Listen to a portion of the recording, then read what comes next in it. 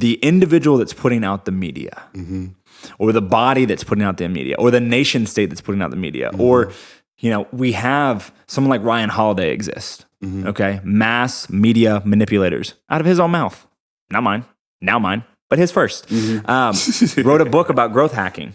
Wrote a book called "Trust Me, I'm Lying," where he details the ways that he has manipulated media, got people canceled, run a ton of very aggressive ads for American Apparel, and has impacted and affected a lot of people emotionally. I think it's interesting, and I think you also probably need to audit, and I'm sure we all have some ideas about who we needed to be auditing, but I think that most people don't pay any mind to, just because there's an NGO that has a lot of money and it's backed by VC capital, just because it's a nation state that claims to be free and claims to not be oppressive and what have you, just because it's somewhere that you like to visit on vacation, or it's a governing body that has a medical classification, you don't have to take everything for truth that comes out of somebody's mouth.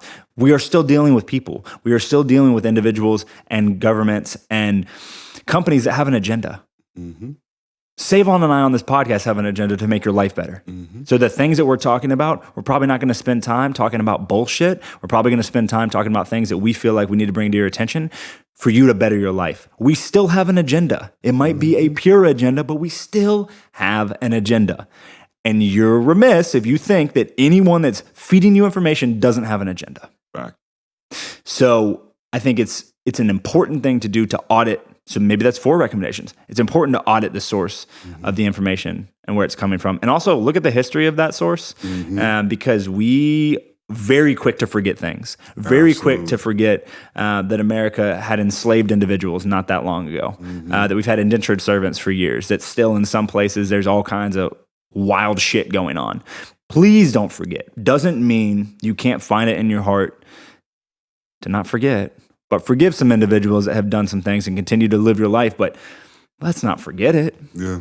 Let's not forget. Companies do things and then they run a big PR campaign and try to get out of the hoopla and whoop-de-doop. And we saw a couple individuals get put on the main stage about being, potentially in a pedophile ring and what have you, and they're very interconnected. And where's all that media gone? That fast. It came and went, goddamn. There was the Epstein and all that stuff went down, and then, Ghislaine Maxwell, and the next thing you know, coronavirus is here. And it's like, even that, it's fascinating how there's like there was a undercurrent of all this economic unrest globally, fiat currencies coming to the end of their show. And then, oh, look how convenient. There's this thing that is crashing the global economy. Oh, fuck, this is so bad, man. Everything was out of control, but this pesky goddamn corona, man, it just came in and it just threw a wrench off in the whole thing.